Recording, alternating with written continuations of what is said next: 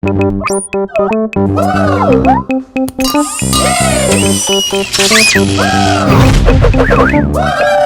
talking? It's Street Talk Online. What has been viral this week is the story of the sovereign woman in purple refusing to wear a mask and abide by the circuit breaker regulations in Singapore. This sparked a massive outrage among netizens and generated a lot of hate and negativity towards her.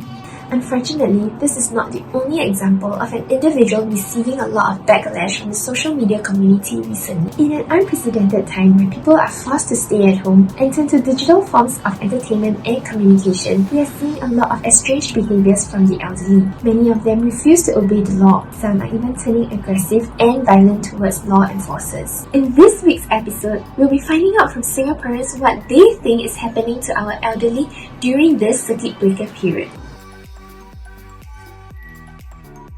I see the videos, right, I feel very shocked, and also at the same time I feel quite sad for them, because although they don't understand the importance of the circuit breaker measures, I feel that there's no need to go so aggressive and violent at the law enforcers, because honestly they are just doing their jobs. You can see that the senior folk and a lot of this elderly, they have kind of like a clockwork to their lives, and this sudden change has kind of caused that, right? Like, it's changed their lives like dramatically. You know, they can't go out with their folk, they can't go out with their friends, they can't hang out at the usual hawker centers, kopitiams, and it's very different. And we can't coop our elderly at home, right? They're not used to that probably, so they're used to socializing, and it's going to be very difficult for them. So definitely, while it is shocking, it's somewhat not of a surprise as well, right, that they would resort to this. Seniors are actually, they have their own routine. It's very difficult to actually get them to to remold them to a new routine. For example, okay, hands off, you are not allowed to leave home, you have to be confined yourself to stay at home. I think for the old folks, they are not used to all this new arrangement. So I think that when we do such things, we need to really have some empathy for them. I feel that of course, drastic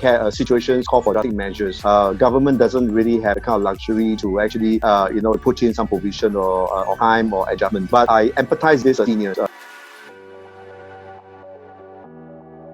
It's hard for them to actually adapt and step out of their comfort zone. They are so comfortable, like, their routine. And this elderly, they have a routine, like every day, like wake up, breakfast, go down, chill, lepak, and after lepak, come back, eat dinner, whatever, and then watch TV and sleep. So now that comfort is being taken suddenly, and it's sudden, and they don't know how to react, they can't adapt, and it's just hard for them to actually, adjust to this ruling. Because of emotion, I think a lot of people are having a lot of emotional problems. It's not a short term or period that someone has to lock themselves in the house, unfortunately. So when the distress mode is on and it's being extended and standing, so people begin to realize that, hey, I had enough. I have to go out, I have to meet my friends, I have to eat all the food that I want, I can find outside, I want to free myself, I want to really behave like a free bird in the sky flying, and I want to do everything I want. It's very concerning because I think they do not understand how serious the situation is, right? And as well as I don't think they know what will happen if they were to get infected, or even if they know, I think they don't really bother much or put in a lot of thought into it.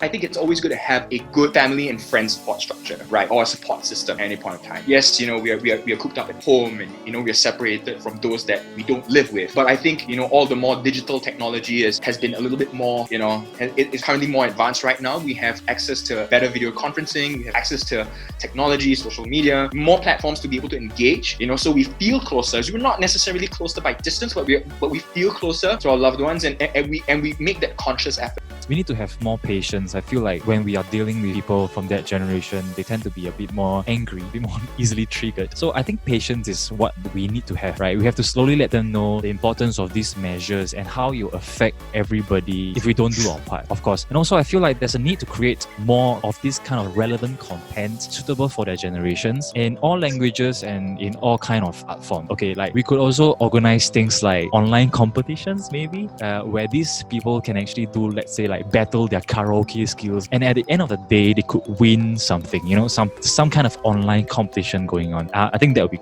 really, really great. One thing is that it kind of drives them to understand and learn this technology, and another thing is to distract them at the same time, entertain them at the same time. I mean, with all their friends coming in together, so something relevant to their generation and moving everything to the online world, and they can learn something like.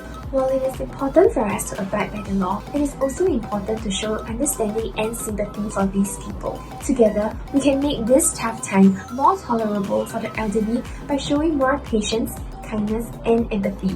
What do you think are the reasons for their actions, and what can we do to address and solve this problem? Let us know down in the comment section below, and don't forget to like and share this video and subscribe to Happy TV. This is Street Talk. Stop talking already. Bye!